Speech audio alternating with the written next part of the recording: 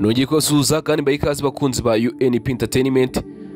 Uyu munsi tugiye kuganira ku ngingo ikomeye cyane ku makimbirane ari hagati y'ibihugu bibiri, Iran ndetse na Israel.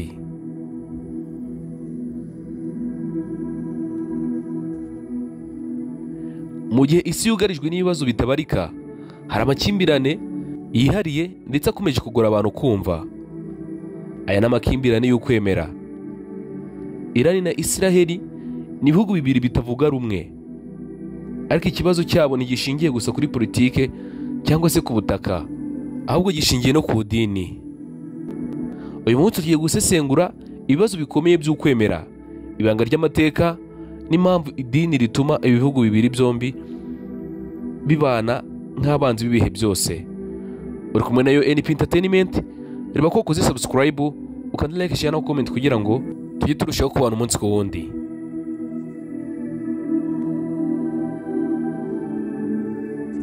Mu by'ukuri mbere y'igihumbi kimwe magana cyenda mirongo irindwi n'icyenda, Iran na Israel byari inshuti. Abayobozi ba Iran ku bwa Shah Mohammed bakoraga ubucuruzi na Israel, ariko mu gihumbi kimwe magana cyenda mirongo irindwi n'icyenda ibintu byose byaje guhinduka igihe habaga revolution yiswe Islamic Revolution iyobowe n'umugabo witwa Ayatollah. Uyu mugabo akaba yarahiritse ubutegetsi bwa Shah Mohammed, ahindura Iran igihugu cy'idini ya Islam rishingiye ku mahame ya Islam. Kuva ubwo Israel yabaye umwanzi mukuru w'Imana nk'uko Ayatollah yari amaze kubitangaza. Yahise afunga ambasade ya Israel ayihindura ambasade ya Palestine. Icyo gihe Iran yatangiye gufata Israel nk'igihugu cya shitani ndetse gishingiye ku bidini bidafite agaciro cyangwa se bidafite akamaro. Iran ni igihugu gishingiye ku mahame ya Shia Islam, imwe mu mashami abiri akomeye ya Islam, ndetse abayobozi bayo bemera ko ubutegetsi bugomba gushingira ku bumenyi bw'idini.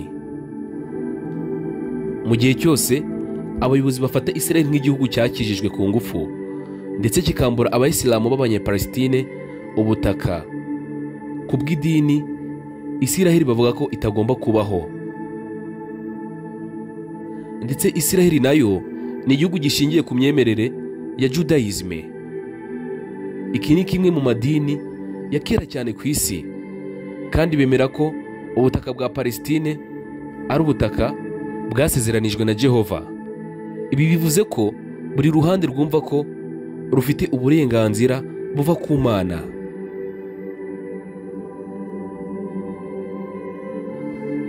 Iyo mpamvu yo kwizera ko Imana yabahaye ubutaka niyo mpamvu ituma amahoro ataboneka cyangwa se kuyabona bigorana. Ntibihagararira kuri politike gusa, ahubwo bisa nk'aho basangiye Imana zitavuga rumwe. Ugasanga niyo mpamvu kubona amahoro cyangwa se umutekano hagati y'igihugu cya Iran ndetse na Israel bisa nk'ibigoranye. Mu myaka ya vuba ikibazo cyarushijeho gukara kubera abayobozi b'abahezanguni ku mpande zombi. Iran yakomeje gutera inkunga imitwe nka Hezbollah, Hamas ndetse n'indi mitwe yose ihanganye na Israel. Iran ikora drones, ikora amamisire ndetse ikora n'ubushakashatsi ku ntwaro za kirimbuzi. Israel nayo ivuga ko idashobora kwihanganira Iran kubera ko ifite ububasha bwo gukora ibisasu bya kirimbuzi.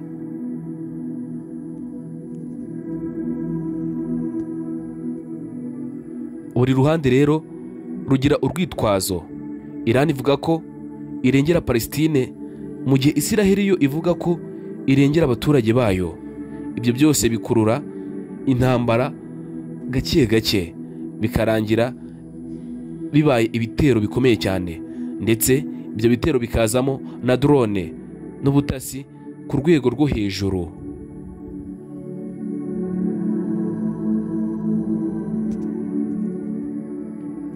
Abantu benshi batekereza ko Israel na Iran bapfa ubutaka, nyamara ikibazo nyamukuru ni igitekerezo cy'ubutagatifu.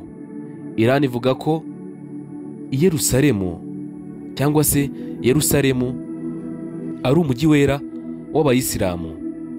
Isiraheli nayo ivuga ko ari umurwa wera w'abayahudi kuva mu bihe bya kera, mu bihe bya ba Dawidi. Mu by'ukuri ntabwo ari umujyi gusa, ahubwo ni igitekerezo cy'ubutagatifu, aho buri ruhande rwumva ko gutsindwa bivuze gutsindwa kw'Imana yabo. Bityo rero bigatuma buri ruhande ruguma ruhangana. Ibi ngibi bikurura ibitero byihishe inyuma y'idini ndetse byitwaje ukwemera.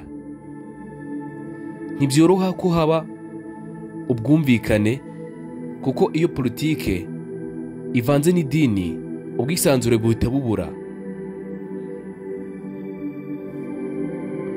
Ubu bushyamirane si ubw'akarere ka Middle East gusa, oya, Ubushinwa, Amerika, Uburayi ndetse n'Uburusiya bose bafitemo inyungu.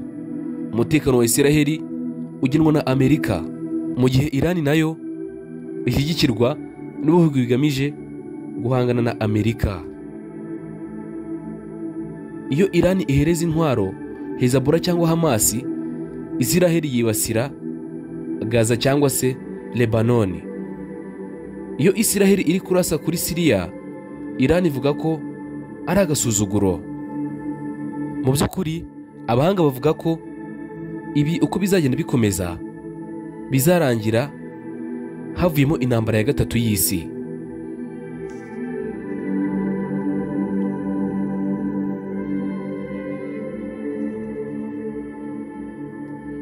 Ubusanzwe ukwemera ni ingufu, ariko iyo ukwemera kudafite ubumuntu gutera abandi ubwoba, gutuma havuka ubwicanyi ndetse gutuma ibihugu bihora mu ntambara, bityo amahoro akabura cyangwa se umutekano ukaba mukeya. Irani na Isiraheli bibera urugero rw'uko abantu bashobora guhindura idini intwaro. Ntibikiri igikoresho cyo kubaka amahoro, ahubwo byabaye intwaro yo kurwana. Ese Imana yabishaka ko abantu bicana bayishakisha cyangwa se bayigana? Ese niba twese twemera ko Imana ari imwe, kuki abantu bigize nabi cyangwa se bigize abantu bo gushaka Imana barwana cyangwa se bahangana? Irani na Isiraheli bakabaye urugero rwiza, kubera ko bavuga ko ari ibihugu byasezeranijwe. Isiraheli bavuga ko ari igihugu cy'isezerano, ndetse Irani nayo ikavuga ko nayo ari igihugu cy'isezerano, ko gifite umugabane, kubera ko bose bagomba kubakira Imana cyangwa se gushakira Imana ububasha mu bihugu byabo. Nyamara abantu bavuga ko iyi ntambara ikomeje iri hagati ya Irani na Isiraheli yabyara intambara ya gatatu y'isi, kubera ko Isiraheli ifite ibihugu biyishyigikiye ngo bikomeye, ndetse na Irani ikavuga ko ifite ibihugu bikomeye bishyigikiye. Bityo rero ibi ngibi bikaba byatuma ibyo bihugu byose birwana, bikerura bikarwana, hagatuma havamo intambara ya gatatu y'isi. Iyi ni UNP Entertainment ishishikazwa no kubashakira amakuru y'ukuri